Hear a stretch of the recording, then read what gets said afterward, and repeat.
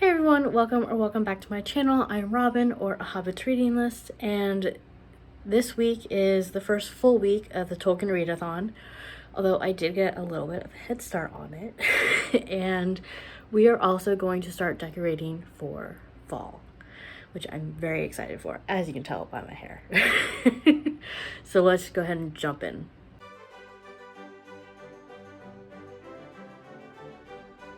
Last night I finished Grey Album by Kevin Young.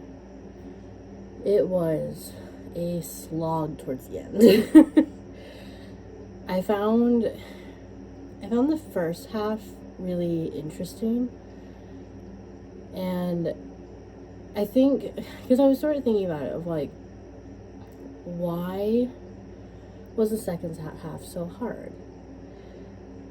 I think part of it is just because it was longer, but the first half was primarily about Black writers and poets, and the second half was about the development of musical genres that Black people had a significant impact on. So like blues, jazz, hip-hop, even punk, because punk developed from blues.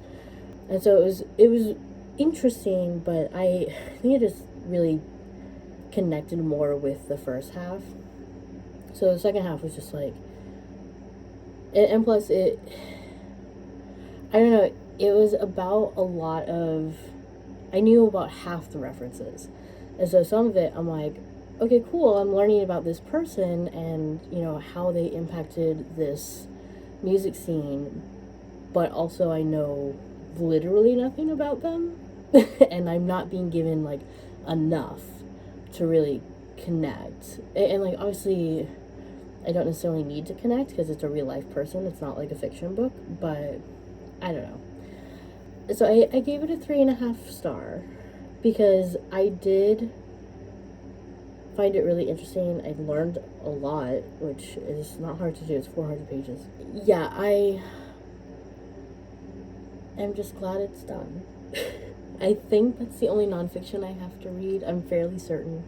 I don't know why there's like one hair in the back. I don't even know where it is. Right there?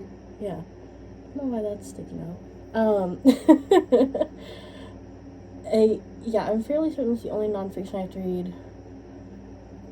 I think Citizen is nonfiction, but it's also significantly shorter. So I'm fine with it. Yeah, that's sort of what's going on with me. I spent so long last night reading, and when I finished reading at like 10 o'clock last night, and I just immediately went to bed because I just couldn't do anything. So what I'm doing now, it's 6:30 in the morning because I am a crazy person. I'm going to edit my TBR, have that go out today, and then do my homework that's due at 9 a.m. Fun times. And then today I will start reading The Hermaphrodite by Julia Ward Howe for my other class, because I have just enough time before I have to read Citizen? Yeah, I have to read Citizen next week, which again, it's short, so I don't mind. And then maybe next week I can read a book not for class. Shocking. I am glad, I have to say, I am glad that, like, even though they're not necessarily books I would have picked up, although I don't think any of the books will be bad, I am glad that reading for class still lets me meet my reading goal. So that's pretty cool. Like, at this point, I could reach my reading goal just by reading books for class. I won't. I'll keep reading other books because I have a lot that I need to read. But it is nice. I'm not being slowed down, so. Alright, let's get to work. I'm really happy because as much as I love summer and being outside, like, today I woke up and it's raining, which means that I feel fall has actually started. And I'm just going to spend the morning reading. Other than waking up to my house being completely dark because it's raining. Which is actually kind of nice. Like, I'm gonna make some tea in my Halloween mug, which I'll put a clip up. And I'm just gonna read. I'm reading The Hermaphrodite by Julia Ward Howe. It's one of the books I'm reading for class. And technically I haven't started it yet. I read the introduction yesterday, which was, I had to get it on Kindle because my school bookstore hasn't received it yet, which is awkward because for my class, this is the week where we start reading it. We have like an assignment to. My teacher was very nice though and moved the deadline to Sunday because we should be receiving the books. I'll probably get an email today, I think. I already went and bought it because it's whatever. It was like $12, so like fine. So I started reading the introduction yesterday, and Kindle told me that by the time I finished it, I was 16% through. I was like, wow, that's a long introduction. Although it was really cool. I'm like really interested to see how the book is. But essentially, Hermaphrodite was written by Julia Ward Howe, and it is about a person named Lawrence who is a hermaphrodite, but their parents raised them as a male, and so he uses he him pronouns. And it's essentially like him going through life and interacting with people. I know he has like a relationship with like an older woman who like freaks out when she finds out about all his parts. And then there's like a quasi relationship with a younger man. And so it'll be really interesting. And it was written in like the 1850s, 60s, I believe. So yeah, I'm curious. Like I said, I haven't actually started reading it, so I can't tell you how it is. I'm gonna read it today though, after I finish filming this. Other than that, what else has been going on? I am 63% through Two Towers, which is good. I feel like I'm actually a little bit behind if I want to be able to listen to Return of the King as well. So I'm just like, I need to step it up. But I just listened to the first chapter of Sam and Frodo's part, The Taming of Smeagol, and Andy Serkis did do his Gollum voice, which made me very happy. Which, of course, I knew he would, but, like, anytime Smeagol had been... I don't know how to describe this. Like, anytime a different character had been quoting Gollum or Smeagol, like Gandalf or something, or Bilbo, it wasn't the right voice. And I know it's because he was doing it within that character's voice, so obviously it's gonna sound not right. But it was really nice getting to hear Gollum, which is a weird sentence, because Gollum is not a great character. So today when I listen to it, we're gonna go into the Dead Marshes, which... that'll be fun. It kind of sucks because, like, the second half of this book is all going to be just, like, Frodo descending further and further into the ring and maybe being a little whiny, which I know is the main reason why my dad doesn't like him. Although, I get why he's whiny. I get it. He's going through a lot. Although, I will say, in the chapter that I listened to last night, he did get snippy with Sam, and I was about to be like, dude, calm down. But Sam was also complaining a lot, which is kind of annoying me. Which is interesting, because Sam is one of my favorite characters. He's not the favorite, but he's one of the favorite. I'm trying to think of what else is going on. I feel better about life. I feel better now that I'm done with the Grey Album. I'm done with nonfiction for a while, and I was thinking about how TBR Pursuit might have to change just so that I'm not like stressing myself out with my school readings. And let me know what you guys think of this. I was thinking that like filming it differently so that I know what books I'm going to pick for each prompt before I continue on, just to see, like, essentially what I was going to do is for every school book that I have to read, that takes the total rolls down unless I can fit a school book into a prompt. So say that I have 4 school books that I need to read in October, which I think is accurate. So my total rolls would go down to 3. So say my first book, a school book, doesn't fit in, but the second prompt, a school book does. So that means I would roll to 4. And then the third one, a school book fits in, so that I would roll up to 5. Like, sort of doing it that way, just so that I'm not ending up with, like, 12 books. But I don't know, because if they're fiction books, then I should be fine. You know? Like, I don't know. If none of the books are nonfiction, then I don't think there's a reason to actually change the prompt. So I haven't decided. I really haven't decided. So let me know what you think. Because I know in October I have 2 graphic novels to read for class. Little Women, and then another one. So I don't know. Maybe I should just keep it the way I have it now. I haven't decided. Let me know what you think. If you think the other one would be like too boring, then maybe in October I'll keep it the way it is, and then if that ends up like stressing me out or something, maybe in November I'll change it. I don't know. We'll see. I'm gonna go because this is now a very long clip because I'm rambling. So I'm going to make some tea and read, and I will check with you guys later.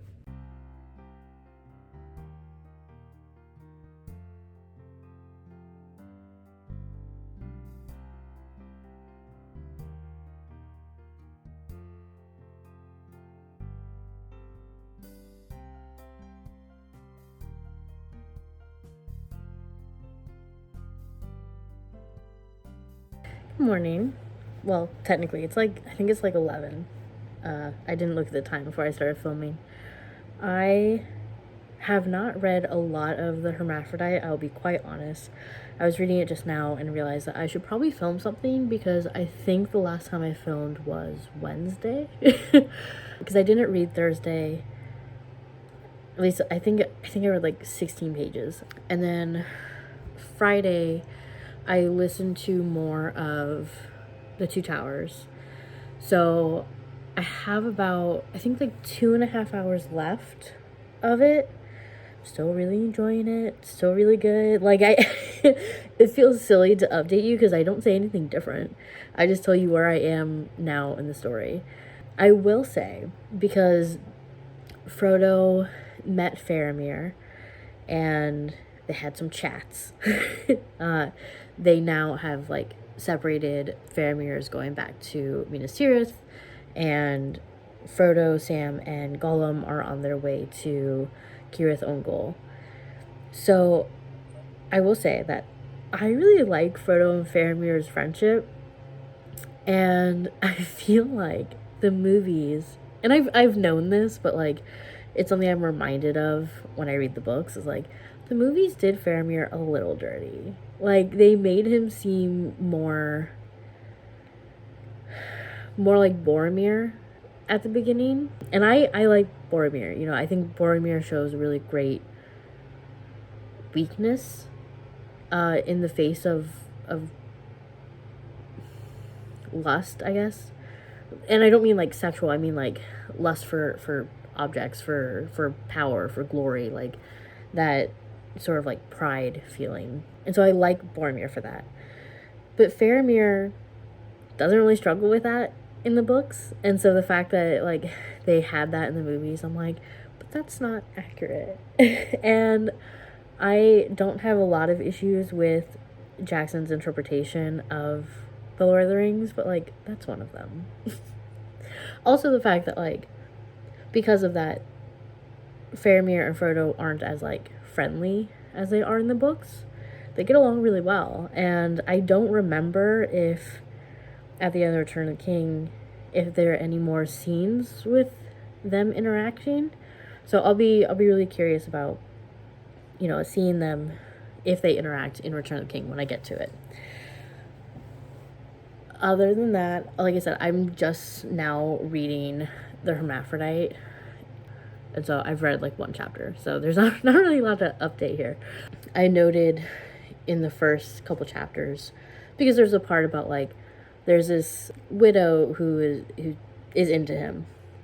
But when I first read it, I kind of just assumed that by, like, saying widow, that it was, like, this, like, older woman. No, she's 28.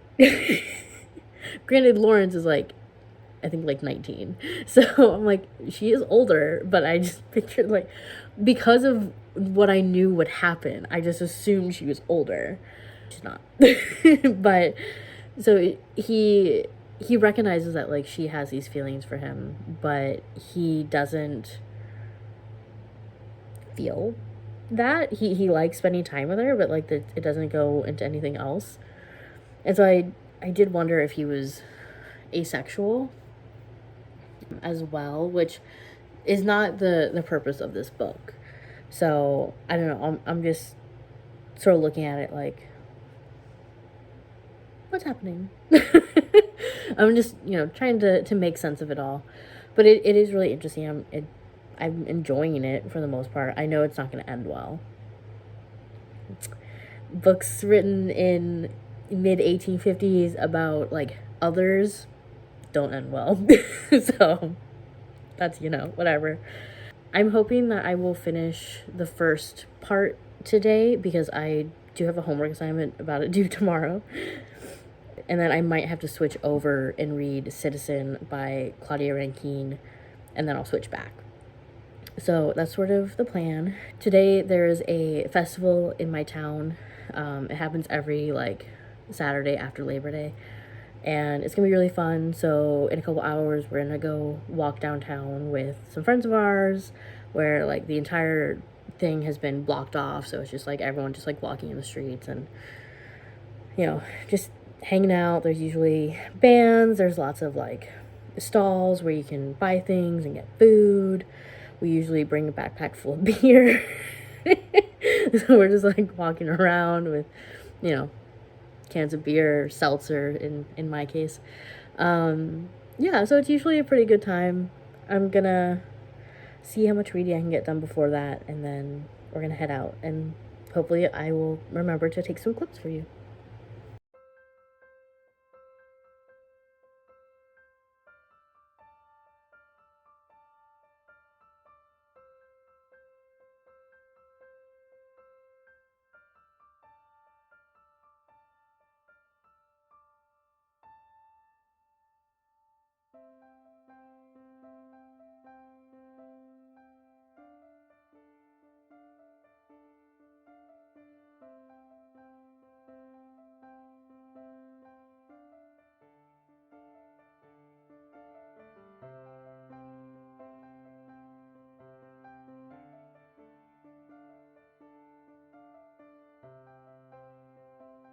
Good morning. So I'm gonna wrap up the vlog because it's a Monday. I've been very tired this weekend. So I filmed Saturday before we went to the festival. We walked down there. It was about less than a mile to downtown. I drank a lot, ate a lot, walked a lot. It was very fun. I had a very good time. Got to hang out with my friends pretty much all day. So it was really good. I really enjoyed it. Sunday, I was in a lot of pain. My legs were sore from so much walking. My thighs were chafing because I'm bigger, and that happens to bigger people, even though I was wearing, like, shorts that prevented most of my thighs from rubbing together. Can't do much about the inner groin area. So I was like, well, I don't have shorts or pants that go all the way, like, you know, all the way up there. So my thighs hurt. I also got sunburned. It looks a lot better than it did. Yesterday it was bright red. So yeah, Sunday I was in a lot of pain. But I did read to page 89 of the Hermaphrodite, which is where I needed to get for homework. So in the next vlog, I will have to switch over books because I have to read a different book for my other class. So I'll probably just like switch between the two. I don't honestly know when I'm going to be able to like read a not class book.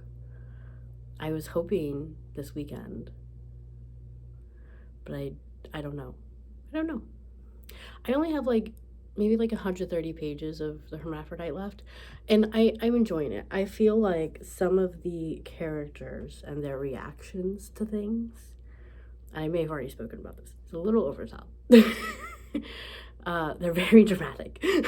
But I also think that maybe that's just a trend of the time and of literature in general. People are dramatic, otherwise there wouldn't really be stories. So I'm enjoying it. I think it's bringing up a lot of interesting things to consider. Other than that, I finished The Two Towers. I gave it a 5-star. Come on. Of course I did. I'm not even going to put up the like fancy star graphic because that's not surprising. I honestly don't know if I'll put it like at my end of year, if I'll put it in the 5-star reads of the year, because like I'm rereading The Lord of the Rings. Of course it's gonna be 5 stars. So yeah, so that was 5 stars. I really enjoyed it. Andy Serkis does a great job. Really looking forward to starting Return of the King later. And yeah, that's what I got. My face is also sunburned. I also don't know if you can tell that. My mood is, I crashed yesterday and I'm trying to come back today, but I have an appointment in like a couple minutes. So I'm gonna go ahead and wrap the vlog up. I'll start the next one later. So like the video, comment, subscribe, click notification bell, all that good stuff. And I will see you guys later for the next Tolkien Readathon vlog. Bye.